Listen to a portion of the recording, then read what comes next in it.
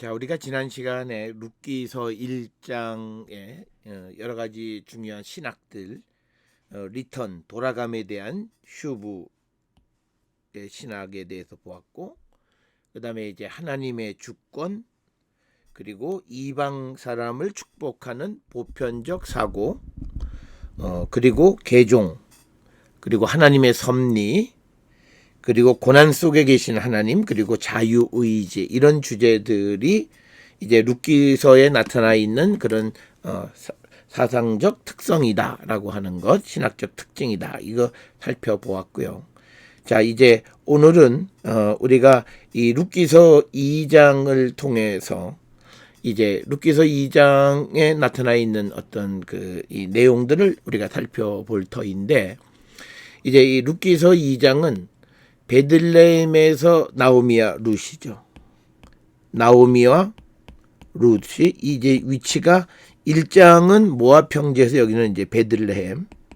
베들레헴이라고 하는 것은 우리가 다른 말로 하면 약속의 땅에 들어와 있는 거죠. 이곳에서의 나오미와 룻에 대한 이야기고, 그 다음에 이제 룻과 보아스의 만남, 이것이 이제 2장에 기록이 되어 있습니다. 그래서 특별히 이거는 2장 3절부터 17절에는 보아스와 룻이 만남에 대해서 기록되어 있고, 그 다음에 이제 2장 18절부터 23절에는 룻과 나오미의 대화, 이렇게 구성이 되어져 있습니다. 자, 그래서 우리가 2장에 대한 조금 전에 설명드렸던 것처럼 이제 위치는 베들레헴이다. 그리고 2장 1, 2절에서는 룻이 이삭을 죽기 위한 그 계획에 대해서, 그리고 2장 3절부터 17절은 룻과 보아스의 만남, 그리고 룻기 2장 18절부터 23절은 룻과 나오미의 대화, 이런 것들을 기록하고 있다라고 하는 겁니다. 자, 그래서 이제 룻기 2장 1절 2절의 중심적인 내용은 이제 어떻게 룻이 이삭을 줄 것인가라고 하는 겁니다. 자, 1절에 보면 2장 1절에 나오미의 남편 엘리멜렉의 친족으로 유력한 자가 있었으니 그 이름은 보아스다라고 하는 거죠. 이제 처음으로 보아스라고 하는 사람이 등장한다라고 하는 겁니다. 그러니까 엘리멜렉의 친척 중에서 보아스라는 사람이 있는데, 그 사람은 어떤 사람이에요? 유력한 자다. 유력하다라고 하는 말은 히브리어 말로 하일이라고 하는 뜻이에요. 이 하일이라고 하는 말은 능력이나 또는 재력이나 또는 군대, 또는 힘, 이 모든 면에서 능력이 있다는 거죠. 그래서 이 유력한 자는 모든 면에서 능력이 있다라고 하는 거죠. 능력 있는 자, 이런 의미가 유력하다라고 하는 거고, 이제 여기서 중요한 것은 이제 모압 평지에서 어디로, 베들레헴으로 돌아왔을 때 그들에게는 이제 유력한 친족이 등장한다는 거예요. 그래서 이제 보아스가 이제 이들을 이제 도와주는 이야기들로 기록이 되어져 있고요. 여기서 기록되어 있는 보아스라고 하는 사람의 이름이죠. 아즈입니다. 보아스. 이 히브리 말에 아즈라고 하는 말은 이거는 힘이란 뜻이에요. 힘. 그리고 베라고 하는 말은 그러니까 힘이 있는, 이런 의미로 우리가 이해할 수 있고, 그렇지만 이 보아스라고 하는 이름의 어근은 굉장히 잘 알려져 있지가 않고, 그래서 어떤 사람은 우리가 잘 아는 솔로몬의 두 성전의 야긴과 보아스, 거기서 유래됐다, 이렇게 주장하는 사람도 있습니다. 그러나 우리가 보통 이 보아스는 앞에서 유력한 자다라고 하는 것과 연결되어져서 힘이 있는, in the strength of, 이런 의미로, 그러니까 능력 있는 사람, 엘리멜렉의 친족인 능력 있는 사람 보아스가 있었다라고 하는 겁니다. 자, 그래서 2절에 모압 여인 룻이 나오미에게 이르되 원하건대 내가 밭으로 가서 내가 누구에게 은혜를 입으면 그를 따라서 이삭을 주겠나이다 하니 나오미가 그에게 이르되 내 따라 갈지어다 이렇게 이야기하는 겁니다. 2절이 2장에서는 굉장히 중요한 부분. 그 룻이 밭에 나가 이삭을 죽기를 결정함으로써 이건 뭐냐면 보아스를 만나는 계기가 되어지는 것이 이 2절의 말씀이다라고 하는 겁니다. 그래서 이제 모압 여인이다 이렇게 부르는 거죠.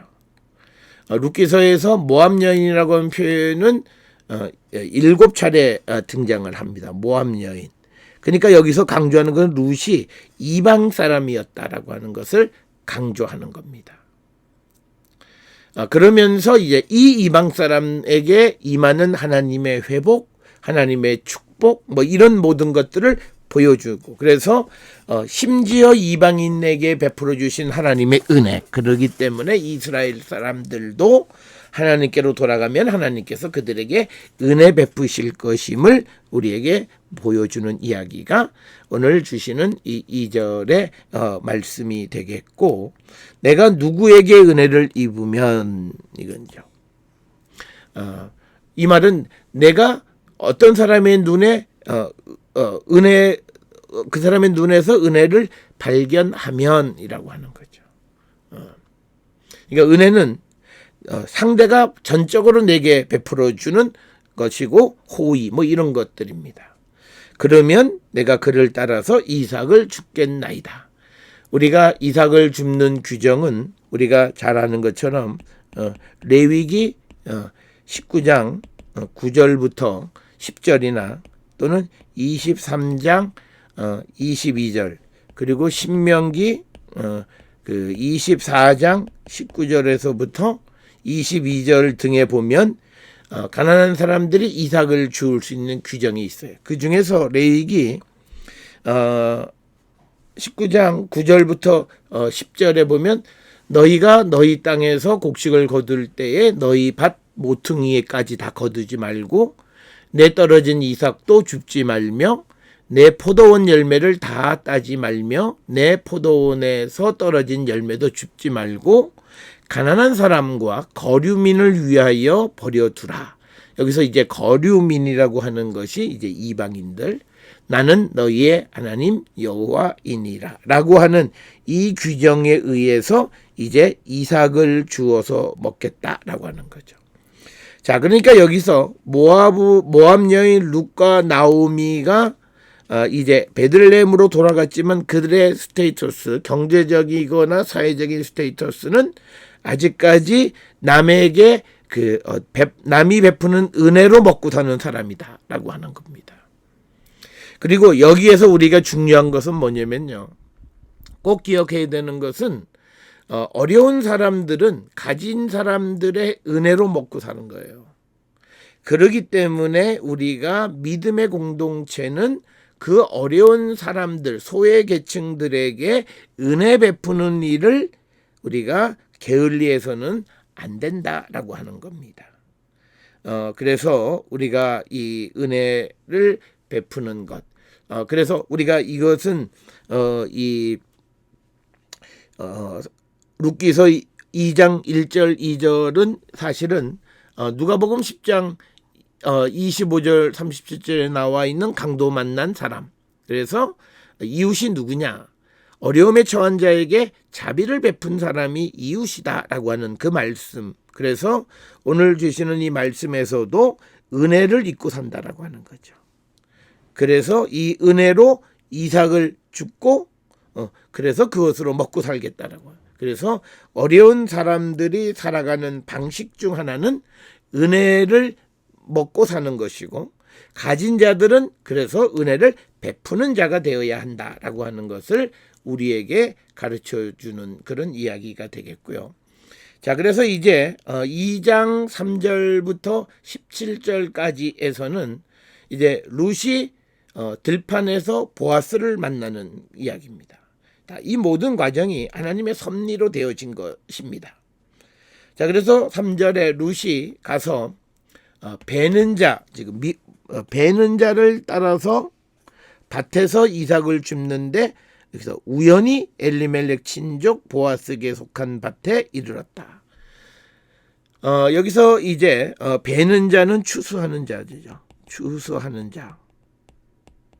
추수하는 자를 이삭을 베는 자를 쭉 따라가면서 이삭을 주었다는 거예요. 이삭을 줍는데 여기서 이삭을 줍는데 우연이라고 하는 거죠. 여기서 말하는 우연이라고 하는 말은요, 즉 하나님의 개입이에요. 그러니까 이제 우리가 이 2장에서 보면 룻이 가서 이삭을 주는데 그것이 우연히 보아스의 밭이었다라고 하는 거죠. 그런데 2장 1절에서 나오미가 룻에게 친족 엘리멜렉의 친족인 보아스가 있다고 말한 거죠. 그런데 나가서 봤더니 우연히 보아스에 속한 밭에서 이삭을 죽게 되었다라고 하는 겁니다.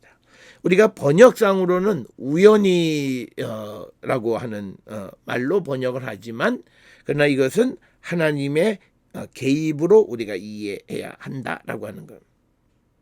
그래서 우연이라고 번역되는 미크레라고 하는 말입니다. 미크레라고 하는 말은 그때 엘리멜렉의 친족 보아스에게 속한 밭에 이르렀다라고 하는 겁니다. 그래서 이제 보아스와 룻의 만남의 이 계기가 제시되어진 겁니다. 그래서 4절에 보아스가 근데 또 이제 하나는 마침입니다. 그러니까 보아스가 베들레헴으로부터 와서 그러니까 베들레헴 성읍에서 밭으로 와서 베는 자들에게 이르되 여호와께서 너희와 함께 하시기를 원하노라. 축복을 빌어주는 거죠.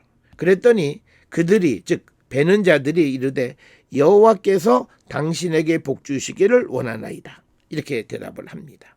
자, 우리가 이 4절에서 보아스가 추수 상황을 점검하기 위해서 베들레헴에서 들판으로 왔는데 그때 나누는 소위 우리가 흔히 오늘날 용어로 하면 고용주와 피고용주죠. 이 사이의 관계가 어떤 관계냐라고 하는 거예요. 서로 복을 빌어줘요. 그러니까 이건 뭐냐, 윈윈이죠. 그러니까 하나님께서 그 베는 자들과 함께 하셔야 건강하게 일을 잘하는 거고 또 그리고 하나님께서 보아스에게 복을 주셔야 이 베는 자들에게도 혜택이 간다라고 하는 겁니다. 그래서 이 4절에서 우리가 봐야 되는 것은 이 고용주와 피고용주 계급층의 상하 갈등 계층 속에서 서로가 서로의 삶에 축복하는 모습, 이게 자비를 베푸는 거예요. 이것은 마치 1장에서는 나오미가 며느리들의 행복을 빌어줬던 것과 같은 맥락의 말씀이다라고 하는 겁니다.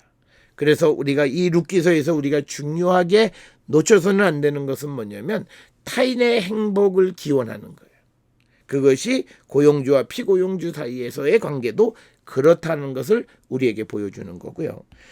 오늘 주시는 이 본문에서 마침 이렇게 되는 히브리어의 히네입니다. 이 히네라고 하는 말은 뭐냐면 기대하지 않은 일이 일어난 거예요. 그러니까 이 말을 통해서 히네라고 하는 말을 통해서 보면 보아스가 밭에 오기도 하고 오지 않기도 하는 거예요. 그런데 우연스럽게 기대하지 않았던 보아스가 밭에 와서 베는 자들하고 대화하는 것이고 그러면서 서로 축복하는 이야기를 나누는 것이 2장 4절의 말씀이다라고 하는 겁니다. 우리가 여기에서 인사하는 모습을 통해서 보면 보아스는 굉장히 경건한 사람이었음을 알 수 있어요. 그래서 그는 추수하는 자들을 여호와의 이름으로 축복하는 거죠. 그리고 또 그것에 대해서 또 이 베는 사람들도 여호와의 이름으로 서로 축복을 하는 거예요. 우리가 이런 추수의 이야기, 이런 축복의 이야기는 우리가 사사기 6장 12절에 여호와의 사자가 기드온에게 나타났을 때 여호와께서 너와 함께 계시도다라는 인사를 나누는 거예요. 그와 같은 이런 개념들이에요. 그 다음에 또 하나 여기서 우리가 간과해서는 안 되는 것은 뭐냐면 여호와께서 너희와 함께하고 여호와께서 당신에게 복 주시기를 원한다라고 하는 것은 뭐냐면 이 농사는 하나님의 축복이라는 거예요. 하나님의 축복. 그러니까 열매는 하나님의 축복이라는 거예요. 그러니까 사람이 노력하고 수고한다고만 그걸로 끝나는 것이 아니라 이 축복하는 것, 즉 하나님께서 그들을 축복해 주셔야 된다라고 하는 겁니다. 그런 말씀의 내용을 우리가 볼 수가 있고요. 이것은 마치 무엇과 같으냐면 바울이 자기의 서신서를 통해서 하나님과 예수 그리스도로부터 은혜와 평강이 있기를 축복하는 로마서 1장 7절, 고린도전서 1장 3절, 또 고린도후서 1장 2절, 갈라디아서 1장 3절, 에베소서 1장 2절, 빌립보서 1장 2절, 골로새서 1장 2절, 데살로니가전서 1장 1절, 데살로니가 후서 1장 2절, 디모데전서 1장 2절, 디모데후서 1장 2절, 디도서 1장 4절, 빌레몬서 1장 3절 등에 나타난 인사말과 같은 거죠. 그러니까 서로가 주님 안에서 서로 축복해주는 삶. 그래서 우리가 사람과의 만남이 하나님 안에 있다라고 하는 것은 여기서부터 우리가 살펴볼 수 있다라고 하는 겁니다. 자, 그래서 5절에 보아스가 베는 자들을 거느린 여기서 사환에게 이르되 이는 누구의 소녀냐라고 하는 질문을 하는 겁니다. 여기서 사환으로 번역됐는데 역시 히브리어는 나아르예요. 그러니까 여기에서 이 나아르라고 하는 말은 단순히 우리가 지난번에 이건 군인이란 뜻도 있고 두 번째 뜻은 청년이란 뜻도 있고 그런데 여기서 세 번째 나아르의 뜻은 뭐냐면 관리. 그러니까 이 베는 자들을 관리하는 책임자에게 물어보는 거예요.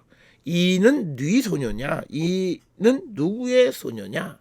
누구에게 속한 처자냐라는 뜻이에요.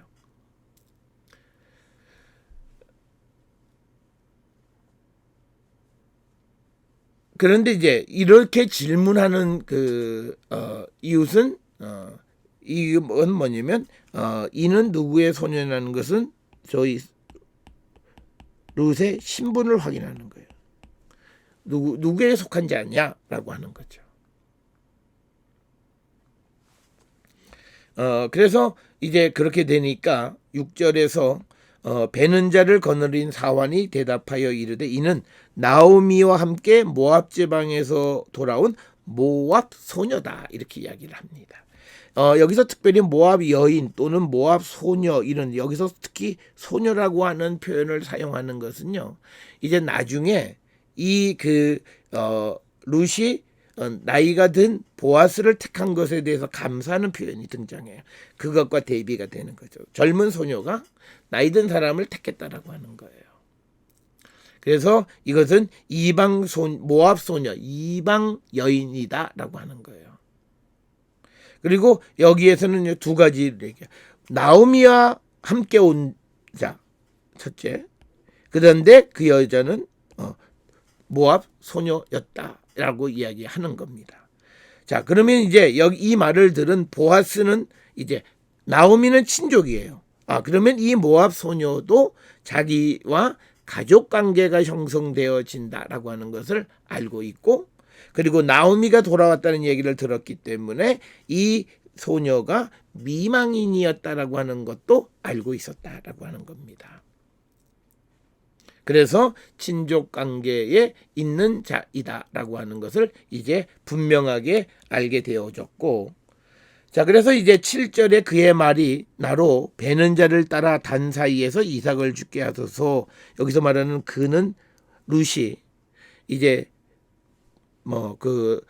베는 자를 거느린 사환에게 부탁한 거죠. 나로 베는 자를 따라 단사해서 이삭을 죽게 하소서 이렇게 말하였고, 그다음에 아침부터 와서 잠시 집에서 쉰 외에 지금까지 계속 하는 중이니이다 라고 하는 거예요.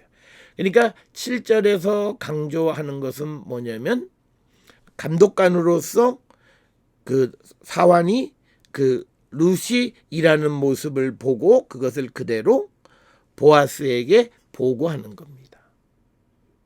그래서 그 굉장히 건실하게 일을 하는 여인이다라고 하는 것을 생각할 수 있게끔 하는 거고요. 그다음에 이제 이 잠시 집에서 쉰 외에 지금까지 계속 중이다. 여기서 우리가 또 하나 알 수 있는 건 뭐냐면, 나오미하고 룻이 지금 미망인으로서 베들레헴에 돌아와서 이 사람들은 밭이 있는 근처에 사는 거예요. 그러니까 도시의 중심에 있지 않고 변두리에 있는 이 사람은 약자 계층이라는 것을 보여주는 거예요. 그러니까 아까 우리가 앞에서 보았듯이 보아스가 베들레헴에서 밭으로 왔잖아요. 그러니까 밭과 베들레헴 성읍 사이는 거리가 있는 거예요. 그런데 지금 여기에서 보면 이 룻은 잠시 집에 가서 쉬었다 다시 돌아와서 일할 수 있을 만큼 가까운 거리, 즉 베들레헴 변두리에 위치하고 있다라고 하는 것을 짐작하게 하는 겁니다. 앞에서 우리가 룻기 2장 4절에서 보아스가 베들레헴에서 왔다 이런 것과 비교해 보면 나오미와 룻은 경제적 약자로서 그 주변에 베들레헴의 변방에 그 밭이 있는 그 주변에 거주하고 있었던 것을 우리에게 보여주는 겁니다. 그러니까 여기에서 우리가 경제적인 어떤 그 계층화되어진 그 모습을 보여주는 거죠. 보아스는 유력한 자로 성읍에, 그리고 나오미와 룻은 미망인이고 또 이방 여인으로서 경제적으로 여러 가지 어려운 가운데 있는 자들은 밭 근처 변두리에 거주하고 있다는 것을 우리에게 보여주고 있습니다. 자, 그래서 8절에 보아스가 룻에게 이르되 내 딸아 들으라, 이삭을 주우러 다른 밭으로 가지 말며 여기서 떠나지 말고 나의 소녀들과 함께 있으라. 그러니까 이 지금 8절은 사회적 약자인 룻에 대한 보아스의 배려를 기록하고 있어요. 그리고 8절은 보아스가 룻에게 첫 번 건넨 이야기가 뭐냐면 그 여인의 신분을 보장해 주는 거예요.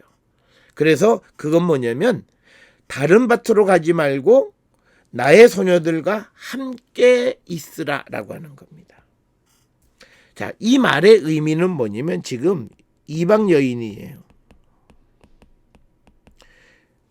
그러니까 이 이방 여인에게는 소위 우리가 흔히 얘기하면 친구가 없어요. 그러니까 이게 더불어 살아가는 이웃을 맺어주는 거예요.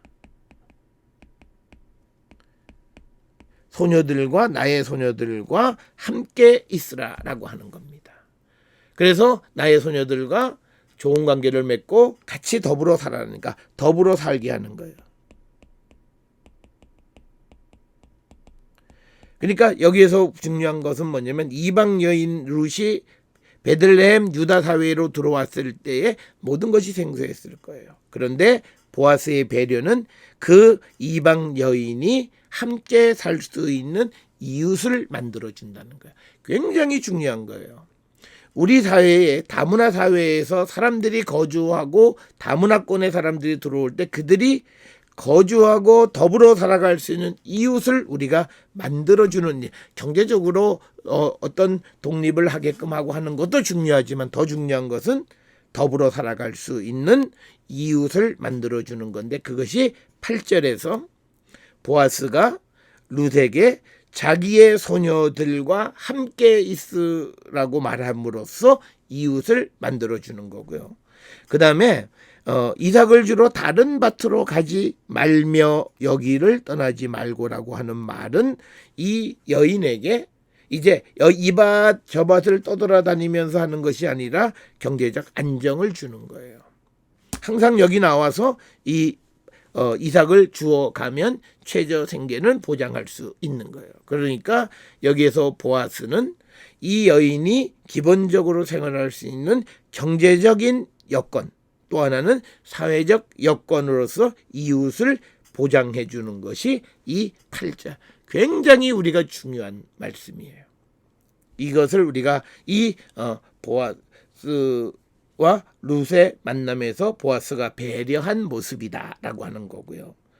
그 다음에 이제 2장 9절에 그들이 베는 밭을 보고 그들을 따르라. 내가 그 소년들에게 명령하여 너를 건드리지 말라 하였느니라. 즉 신분 보장이에요. 그러니까 특별히 이 모습은 뭐냐면 룻이 이방 여인이에요. 그렇기 때문에 지금 밭을 베거나 일하는 보아스의 일꾼 유다 백성들이 이 이방 여인들을 함부로 대하지 못하도록 한 거예요.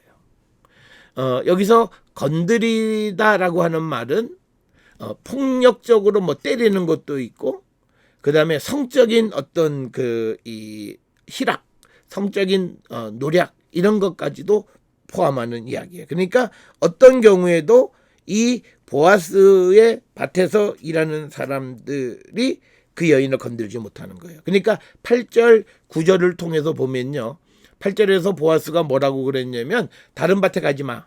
다른 밭에 가면 이 말은 뭐냐면 너를 건드리는 사람이 분명히 등장해. 그러니까 가지 말고 나의 소녀들과 같이 살고, 그러면서 9절에 대신 내 소년들에게는 너를 건드리지 말라 했다. 안심하라라고 하는 거예요. 사회적 보장을 얘기하는 거예요. 그러면서 목마르거든 그릇에 가서 소년들이 길어온 것을 마실지니라 하는지라. 그래서 이 지금 9절에서는 8절 9절에서는 보아스가 이방 여인 룻이 베들레헴에 안정적으로 정착할 수 있는 경제적, 사회적 배려를, 그리고 그 안전을 보장해주는 굉장히 중요한 이야기고요.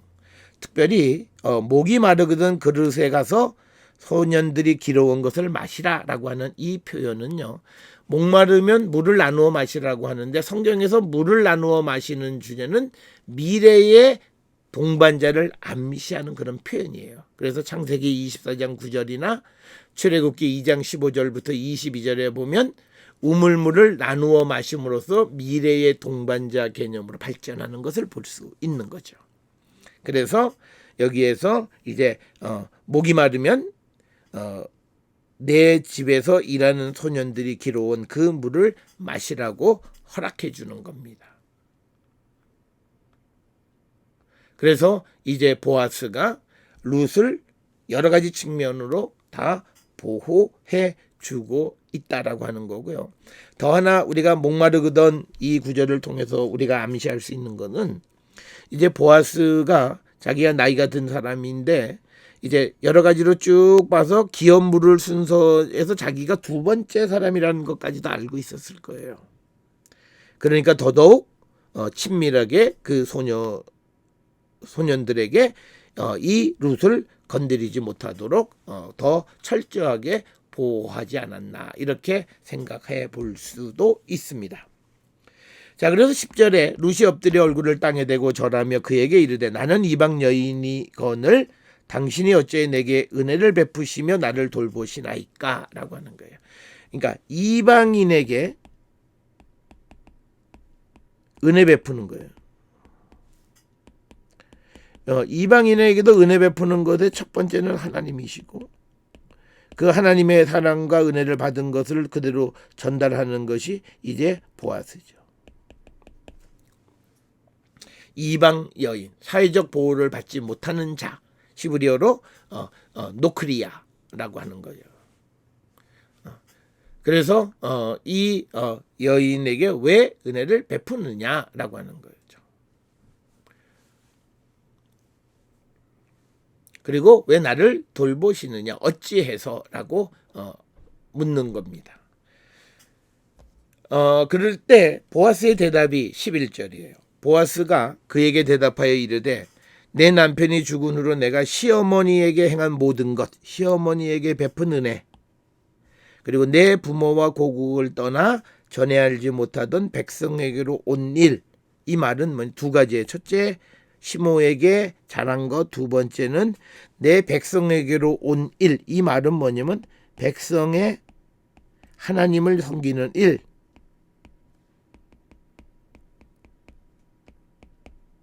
자, 그러니까 여기서 우리가 하나님을 섬기는 자들에게 하나님께서 그들을 선대해 주신다라고 하는 그 말씀과도 같은 맥락의 말씀으로 우리가 이해할 수 있다라고 하는 겁니다. 자, 그래서 이제 두 가지, 그 나오미에게 행한 선한 한 것, 그러니까 나오미를 따라서 베들레헴으로 왔고 나오미를 봉양하는 것, 그리고 자기의 모압을 떠나서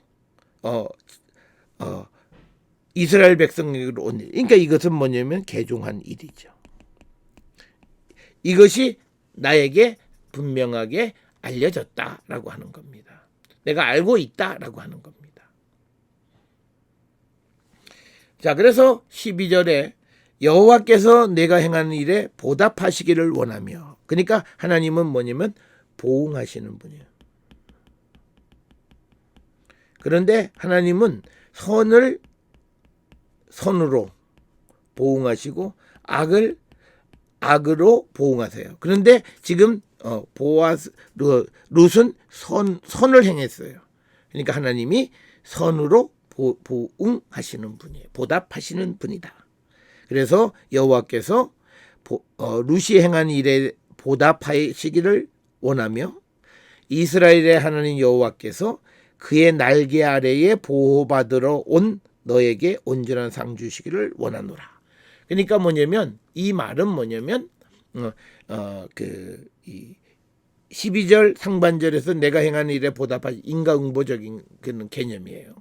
보응이라고 번역되는 마스코레트. 이 마스코레트라고 하는 건 보답이라고 번역되어 있는데 이 말의 의미는 뭐냐? 월급, 급료를 시브리 말로 마스코레트라고 얘기를 해요. 보응이다 이렇게.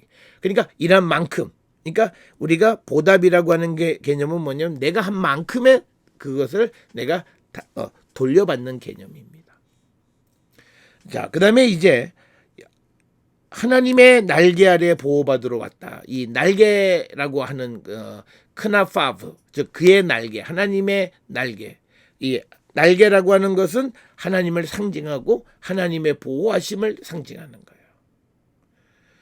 거예요. 그래서 그 자들에게 하나님이 그 날개 아래 보호받기 위해서 온 자에게 상을 주시기를 원하노라라고 하는 겁니다.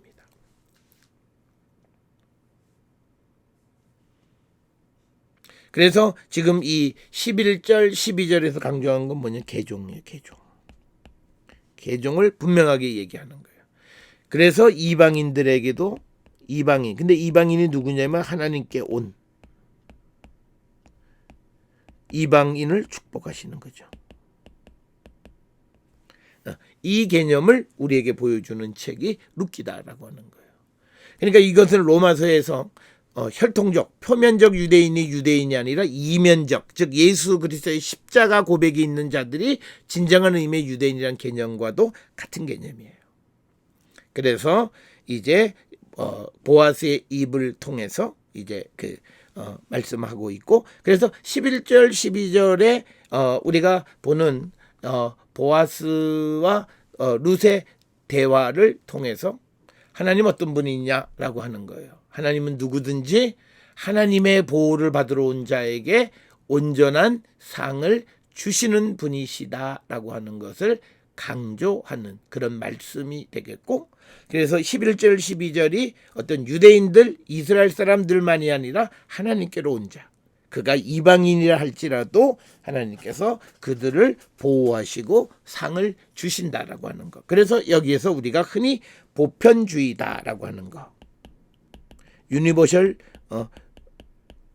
유니버셜리즘이라고 하는 보편주의가 발달되어졌다라고 이렇게 이야기하고, 이런 보편주의는 이스라엘이 바벨론 포로 경험 이후에 급격하게 이스라엘 사회에 유입되어진 사상으로 이해하고 있습니다. 자, 그래서 13절에 룻이 이르되 내 주여 여기서 말하는 주라고 하는 것은 마스터, 주인을 얘기하는 거죠. 내가 당신께 은혜 있기를 원하나이다. 나는 당신의 하녀 중 하나와도 같지 못하오나 당신이 이 하녀를 위로하시고 마음을 기쁘게 하는 말씀을 하셨나이다 라고 대답을 하는 겁니다. 자, 여기서 우리가 이 이스라엘 사람 보아스와 이방 모압 여인 룻과의 대화 속에서 보아스는 말과 행동으로 그를 위로하고 그 마음을 기쁘게 해주는 거예요. 기쁘게 한, 친절하게 말씀하셨다, 뭐 이런 뜻이겠죠. 그리고 여기서 사회적으로 자기 자신을 아주 낮추는 게 뭐냐면 나는 하녀. 룻 스스로가 자기를 하녀라고 얘기해요. 시파라고 하는 거죠. 히브리 말에 시파라고 하는 것은 시파는 하녀를 뜻하는 거예요.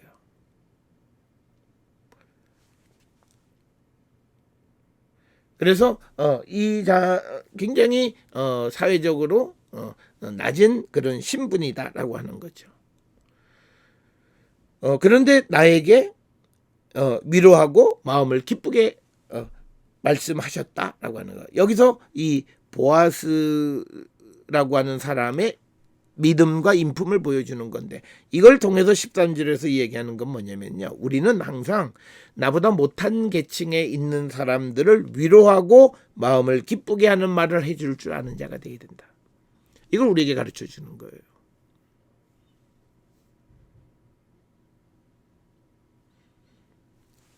자, 그러면서 이제 14절에 식사할 때에 보아스가 룻에게 이르되 이리로 와서 떡을 먹으며 내 떡 조각을 초에 찍으라 하므로 룻이 곡식 빼는 자 곁에 앉으니 그가 볶은 곡식을 주매 룻이 배불리 먹고 남았더라. 이 2장 14절은 보아스가 룻에게 구체적으로 자비를 베푸는 거예요. 아주 경제적으로 배고픈 사람이었던 룻, 그리고 가난한 룻, 그에게 곡식도 주고 배불리 먹게 해줬다라고 하는 거. 그리고 또 그 사람을 같은 상에서 먹게끔 했다라고 하는 거죠. 그런데 이것이 우리가 이제 한 가지 중요한 것은 뭐냐면 이방인과 유대인들이 함께 식사하는 문제는 쉬운 문제가 아닙니다. 그런데 지금 이 보아스의 그 행위는 그 이방 여인을 같이 떡을 먹고 그다음에 떡 조각을 또 초에 찍어 먹게끔 하는 거예요. 초라고 하는 것은 신포도주를 얘기하는 거고, 이 초는 이것을 먹는 사람들의 어떤 이 기운을 북돋아주는 그런 그 역할을 하는 신포도주라고도 번역을 할 수 있고요. 그다음에 그가 볶은 곡식을 주었다라고 하는 겁니다. 곡식을 볶은 거는요, 군대가 식량으로 사용하거나 또는 많은 사람들의 식량으로 쓸 때 볶은 곡식을 사용을 하고, 우리가 사무엘하 17장 28절에 압살롬의 반란을 피해 도망가는 다윗에게 볶은 곡식을 식량으로 주었다, 이렇게 기록이 되어 있습니다. 그래서 2장 14절에서는 보아스가 룻에 대한 관대함, 그리고 그것을 우리가 구체적으로 실행하는 그런 보아스의 모습을 보여주고 있는 것이 14절의 말씀이 되겠습니다. 자, 15절에 룻이 이삭을 주우러 일어날 때에 보아스가 자기 소년들에게 명령하여 이르되 그에게 곡식 단 사이에서 죽게 하고 책망하지 말라, 이렇게 이야기를 합니다. 여기서 책망하지 말라라고 하는 말에 그를 아주 문자적으로 해석하면 그녀에게 창피를 주지 말라. 근데 이 말은 뭐냐면 지금 보아스의 의도는 룻이 곡식단 사이에서 일할 때 그 소년들이 그녀에게 다가서서 부적절하게 접근해서 그녀를 부끄럽게 하지 말라는 거예요. 창피 주지 말라는 거예요. 그러니까 룻이 예를 들어서 미망인인데 미망인이니까 뭐 예를 들어서 남자들이 밤에 뭐 남자 생각 뭐 이런 있다는 소리들. 그러니까 뭐냐면 우리 오늘날로 얘기하면 성적 희롱을 하지 말라는 거예요. 여기서 우리말에 책망하다라고 하는 말이 직역하면 타클리마하. 그러니까 이 말은 그 타클리무하, 그러니까 로 타클리무하, 즉 그녀를 창피히 주지 말라라고 하는 겁니다. 그러니까 보아스의 배려는 굉장히 세심한 배려를 하는 거예요. 만에 하나 있을 법했던 모든 그런 요소들을 제거해 주는 그런 아주 치밀한 보아스의 모습을 보여주는 거고요. 자, 그래서 16절에 또 그를 위하여 곡식 다발에서 조금씩 뽑아 버려서 그에게 죽게 하고 꾸짖지 말라, 이렇게 이야기합니다. 그러니까 이렇게 다발에서 곡식을 뽑아 버려서, 그래서 보아스가 굉장히 아주 관대함을 보여주는 거예요. 어떤 면에서 보면 도를 넘어선 관대함까지도 보여지는 부분이에요. 그러니까 곡식 이삭을 일부러 떨어뜨려라. 그래서 하루에 룻이 줍는 곡식의 양을 많게 하라라고 하는 겁니다.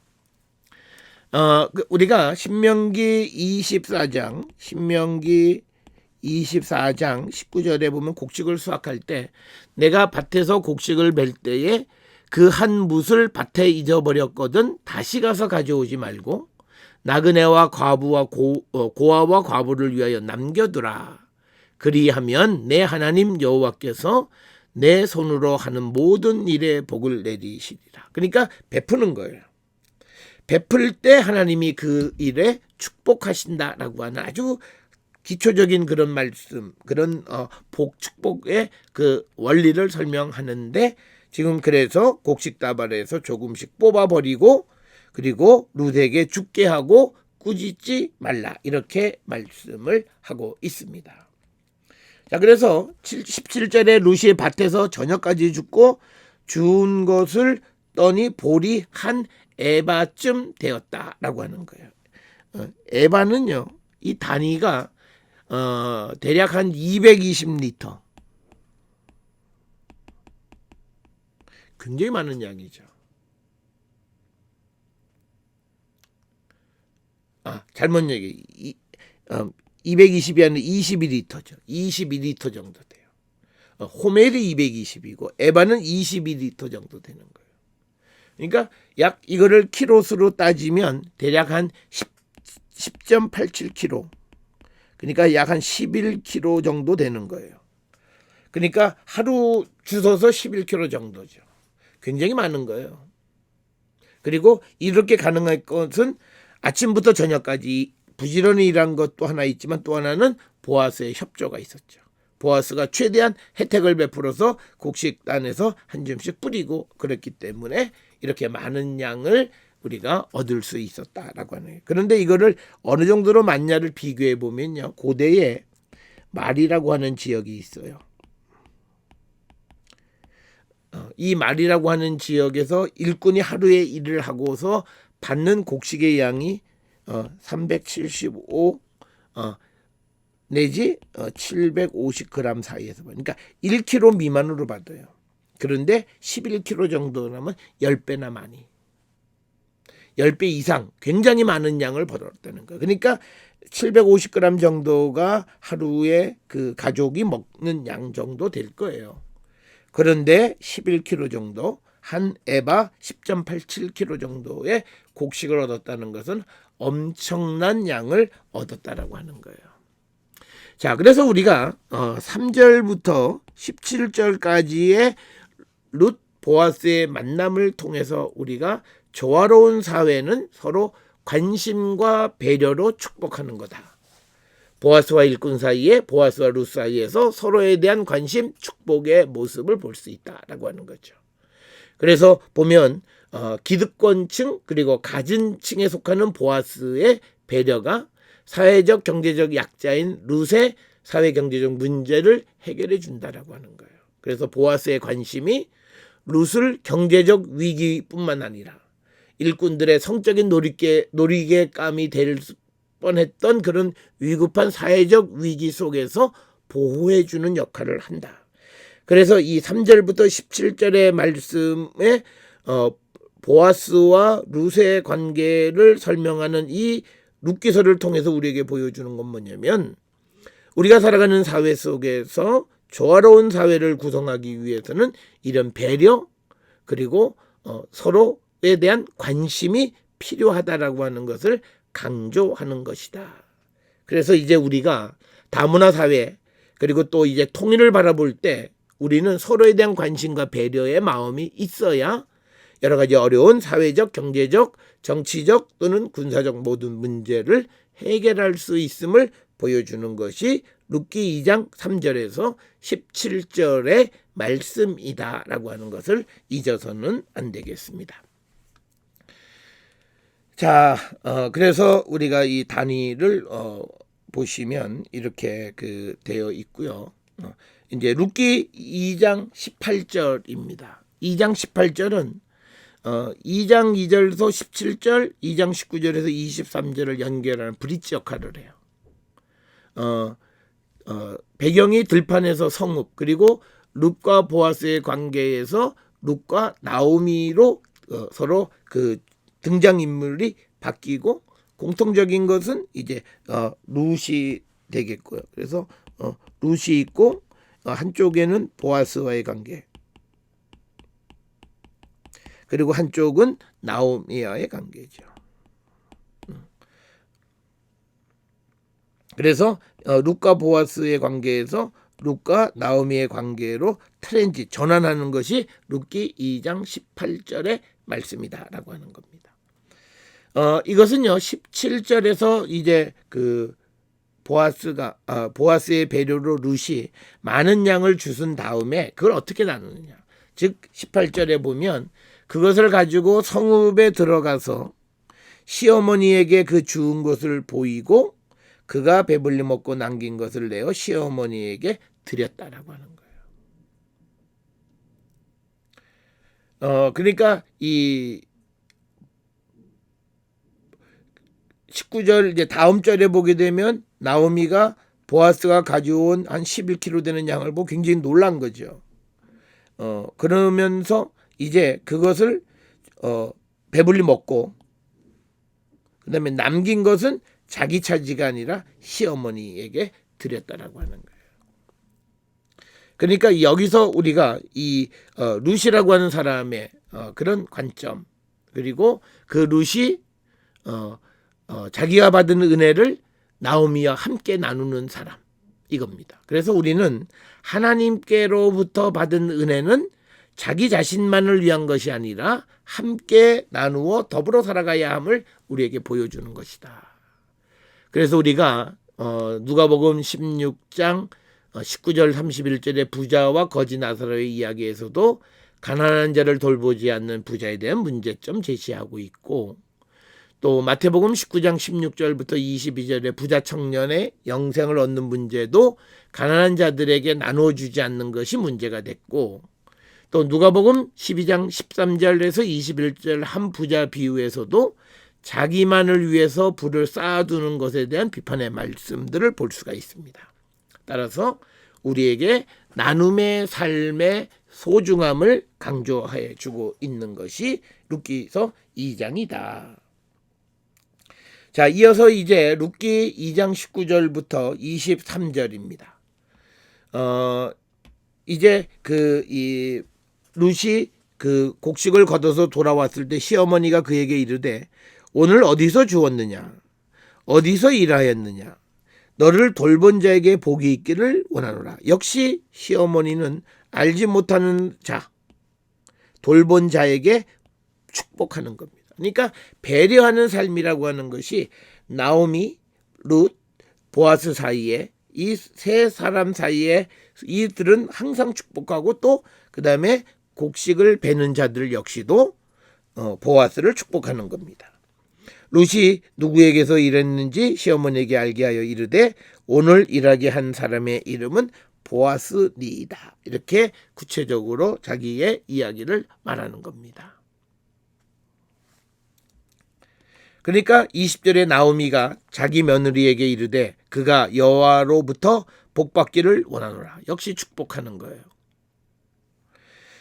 그가 살아있는 자와 죽은 자에게 은혜 베풀기를 그치지 아니하도다 하고 나오미가 또 그에게 이르되 그 사람은 우리와 가까우니 우리 기업을 물을 자 중에 하나이니라 하니라. 그러니까 여기서 이제 2장 20절에서 그 나오미는 룻에게 그 보아스가 어떤 사람이냐 기업 물을 자임을 밝히는 겁니다. 여기서 이제 살아있는 자, 생존자와 죽은 자에게 은혜를 베풀었다. 이란 나오미, 룻, 엘리멜렉 그리고 두 아들 말론과 기륜을 포함 모든 가족에게 은혜를 베풀었다라고 하는 거죠.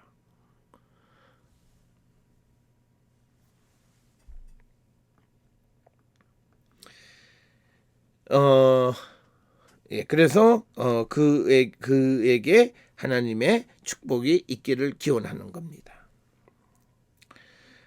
그러면서 21절에 모압 여인 룻이 이르되 그가 내게 또 이르기를 내 추수를 다 마치기까지 너는 내 소년들에게 가까이 있으라 하더이다. 이렇게 이야기를 합니다. 그러니까 보리 밀 추수가 끝날 때까지 그러니까 이 기간은 대략 한 2달 정도 소요가 됩니다. 우리가 이제 보리 추수는 주로 이게 6월절 전후를 전에 하고 그다음에 밀 추수는 이게 이제 77절이죠. 6월절과 77절 사이가 한 50여 일이죠. 50일이죠. 그러니까 약 한 2달 어간에 마치기까지 내 소년들과 같이 있어라라고 하는 거죠.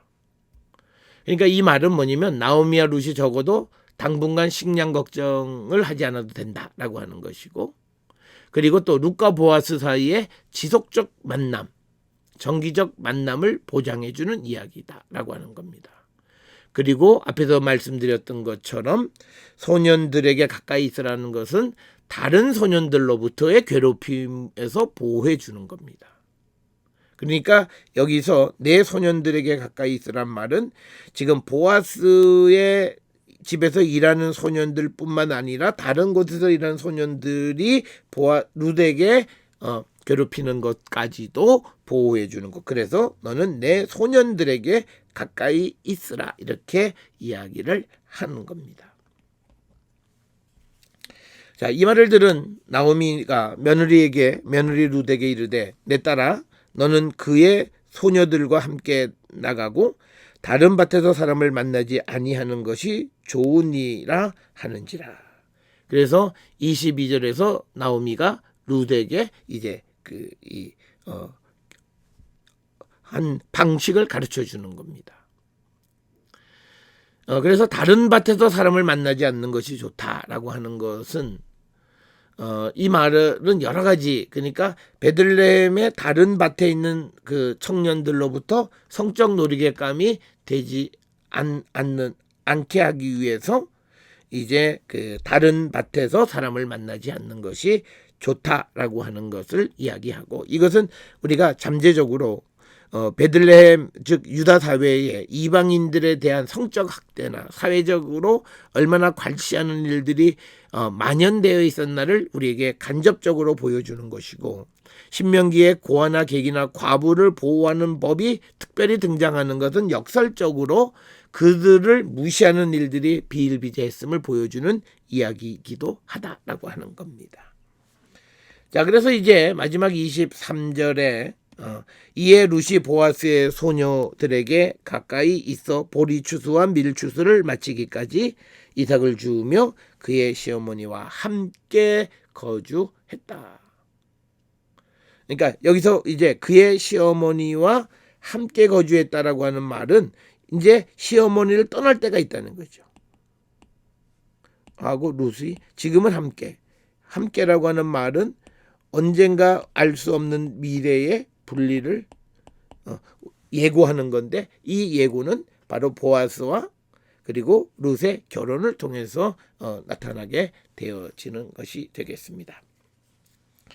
자, 그래서 우리가 이 2장에 룻기서 2장에서의 신학은요 만남이에요. 만남인데 빈 사람과 부자가 만나는 거예요. 그리고 남자와 여자가 만났고 이방 여인과 이스라엘 남자들이 만나서, 그런데 이 모든 만남이 사실은 굉장히 어려운 장애들이 많아요. 그럼에도 불구하고 그 만남을 통해서 당시 가지고 있던 사회적 문제를 슬기롭게 극복해가는 만남, 이걸 우리에게 보여주는 것이다 라고 하는 거예요. 그래서 어떤 계층이나 빈부의 차이나 이방인 혈연적인 차이나 남과 여의 성적인 차이나 이런 모든 것을 뛰어넘는 만남에 대해서 우리에게 제시해주고 있는 것이다 라고 하는 거예요. 그래서 우리가 조화로운 삶이라고 하는 것은 남자와 여자의 조화, 이방인과 이스라엘 사람과의 조화, 그리고 경제적 약자와 부자와의 조화. 그런데 이런 조화를 이루기 위해서 가장 필요한 게 뭐냐면 자비, 은혜를 베풀어야 된다라고 하는 거예요. hen이라고 하는 거예요. hen. 은혜를 베풀어서 가진 자는 갖지 못한 자에게, 또 남자는 여자를 보호해야 되고, 또 이스라엘 남자는 이방인 여자를 보호하는 자비를 베풀어야 돼요. 그럴 때 더불어 살아가는 이 만남이 은혜로운 만남이 되고 모든 문제를 근본적으로 해결하는 것이 될 수 있음을 우리에게 보여주는 책이다. 그렇기 때문에 우리가 이 룻기서를 어떤 이상한 관점 또는 어떤 편협한 관점에서 고부간의 어떤 이 문제로만 국한하는 것은 굉장히 이 룻기서를 편협하게 보는 것이고, 이 룻기서가 기록될 당시에 이스라엘 사회가 가지고 있던 아주 복잡한 그런 문제들을 해결하기 위한 어떤 대안으로서 제시해준 그런 내용이 되겠습니다. 그래서 바벨론 포로에서 돌아온 사람들, 그리고 돌아올 때 데리고 온 이방 사람들이 많이 있는 사회 속에서 그들과 인종적으로, 사회적으로, 또 경제적으로 어떻게 조화를 이루고 살아갈 것인가 라고 하는 그 대안을 제시해 주는 것, 바로 자비, 은혜를 서로 나누는 것임을 우리에게 보여주는 것이 룻기 2장의 신학이 되겠습니다.